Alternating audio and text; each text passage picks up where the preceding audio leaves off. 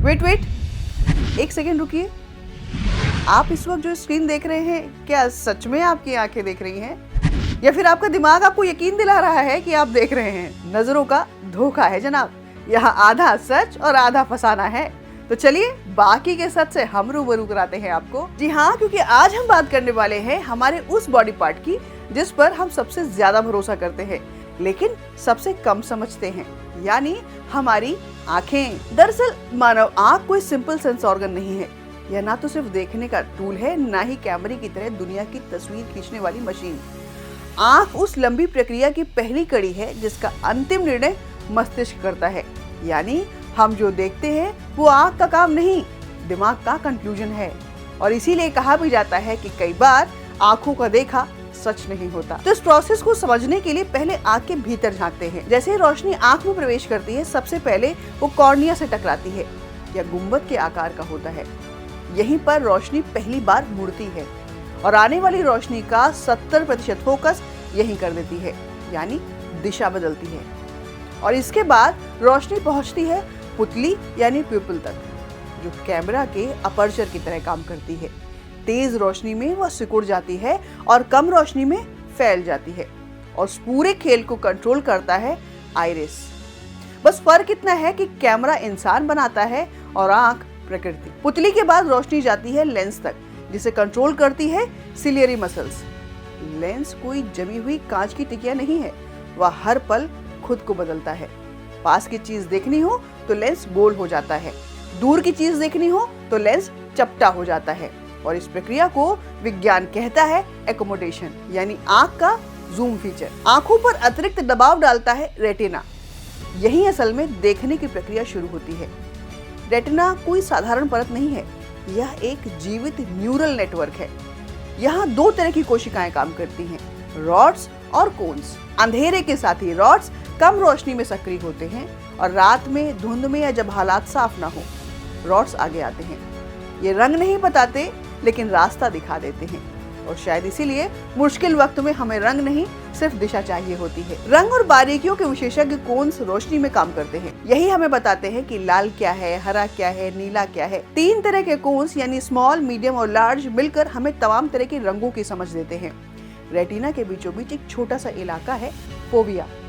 यह कोन से भरा हुआ इलाका है, इसलिए जब हम किसी चीज को सीधे ध्यान से देखते हैं तो वह सबसे साफ दिखती है। बाकी तस्वीर दिमाग पूरा कर देता है।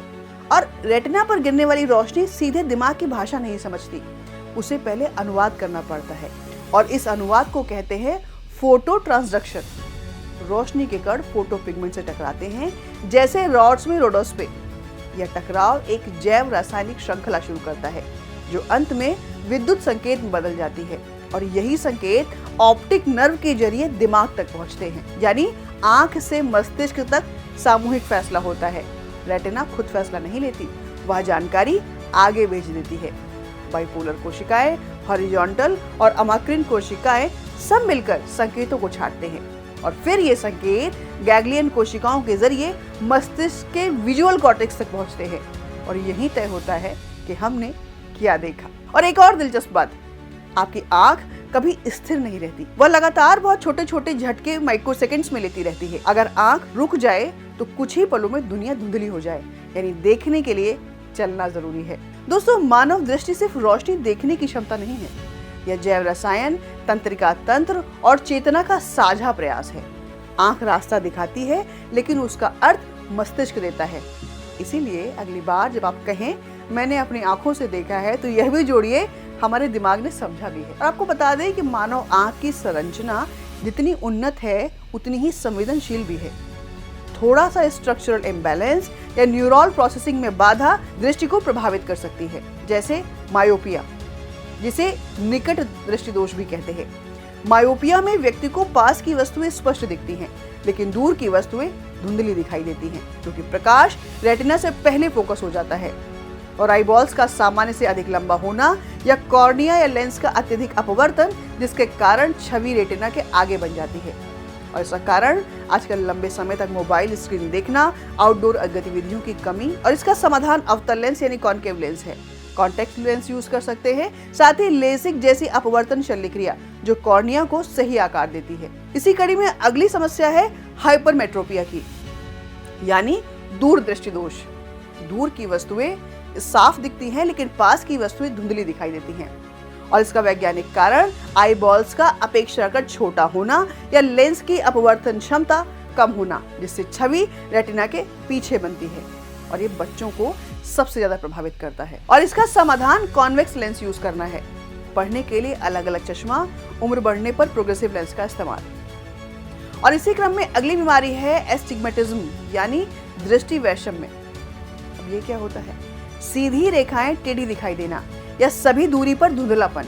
वैज्ञानिक इसका कारण कॉर्निया या लेंस की सतह पूर्ण गोल न होकर असमान वक्रता वाली या अंडे के जैसी हो जाती है, जिससे प्रकाश रेटिना पर ठीक से केंद्रित नहीं हो पाता और दृष्टि धुंधली हो जाती है।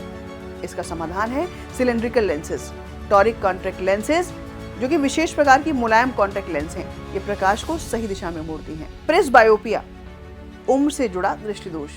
40 से 45 वर्ष के बाद पास की वस्तुएं पढ़ने में कठिनाई होती है और इसका कारण लेंस का लचीलापन कम हो जाना और सिलियरी मांसपेशियों की क्षमता में गिरावट। और इसका समाधान है बाइफोकल लेंस या प्रोग्रेसिव लेंस का प्रयोग, रीडिंग ग्लास का इस्तेमाल। अगला है इस क्रम में मोतियाबिंद या कैटरेक्ट, लेंस का धीरे धीरे धुंधला हो जाना, जिससे दृष्टि फीकी, धुंधली और रंगहीन लगने लगती है। इसका कारण उम्र बढ़ना, साथ ही यूवी किरणें और मधुमेह है। और इसका समाधान केवल शल्य चिकित्सा में है, जिसमें धुंधले लेंस को हटाकर कृत्रिम इंट्राऑक्यूलर लेंस IOL लगाया जाता है। अगली बीमारी है ग्लूकोमा, यानी साइलेंट थीफ ऑफ विजन। आंख के भीतर दबाव बढ़ने से ऑप्टिक नर्व को स्थायी क्षति। खतरनाक इसलिए है क्योंकि शुरुआती अवस्था में कोई भी लक्षण दिखाई नहीं देते और एक बार दृष्टि गई तो वापस नहीं आती। इसका समाधान कुछ दवाइयाँ और एडवांस लेजर सर्जरी है। और अब है कलर ब्लाइंडनेस, यानी कलर विजन डिफिशियंसी, कुछ रंगों में अंतर न कर पाना, विशेषकर लाल और हरा। और इसका कारण कोन कोशिकाओं में आनुवंशिक दोष यानी एक्स क्रोमोसोम से जुड़ा है। और समाधान, इसका कोई स्थायी इलाज नहीं है, विशेष फिल्टर वाले चश्मे और अनुकूलन। अगला है मैक्युलर डिजेनरेशन यानी AMD, रेटिना के केंद्रीय भाग की क्षति, जिससे केंद्रीय दृष्टि प्रभावित होती है, मुख्यतः वृद्धावस्था में। धूम्रपान करने वालों में इसका अधिक प्रभाव देखा गया है। और इसका समाधान प्रारंभिक अवस्था में ही पोषण व दवाइयाँ।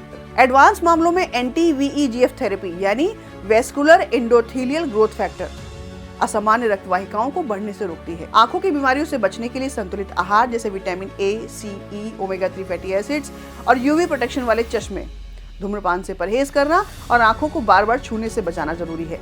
साथ ही 20-20-20 फॉर्मूला, यानी हर 20 मिनट में 20 सेकंड के लिए 20 फुट दूर किसी चीज को देखना, नियम का पालन करना होता है। और अच्छी हाइजीन रखें, नियमित नेत्र जांच करवाएं ताकि संक्रमण और अन्य समस्याओं से बचाव हो सके, आपकी आंखें स्वस्थ रहें। अब जरा इंसानी आंख की तुलना बाकी जीवों से भी कर लेते हैं ताकि थोड़ा आत्मसम्मान भी रहे और थोड़ा आत्मज्ञान भी बढ़े।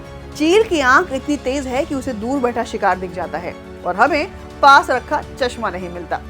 उल्लू रात में देख लेता है और इंसान मोबाइल की टॉर्च खोजता है। बिल्ली की आंखें अंधेरे में चमकती हैं, हमारी नहीं, इसलिए हम अंधेरे में दीवार से टकरा जाते हैं। और सांप रंग नहीं, शरीर की गर्मी देखता है, मतलब झूठ नहीं, तापमान पकड़ता है। और मधुमक्खियां वो रंग देखती हैं जो हमें दिखता ही नहीं और हम कहते हैं फूल तो साधारण है। वही ऑक्टोपस की आंख में ब्लाइंड स्पॉट नहीं होता और इंसान की जिंदगी में बहुत सारे होते हैं। आपका इस बारे में क्या सोचना है, हमें कमेंट सेक्शन में जरूर बताइएगा।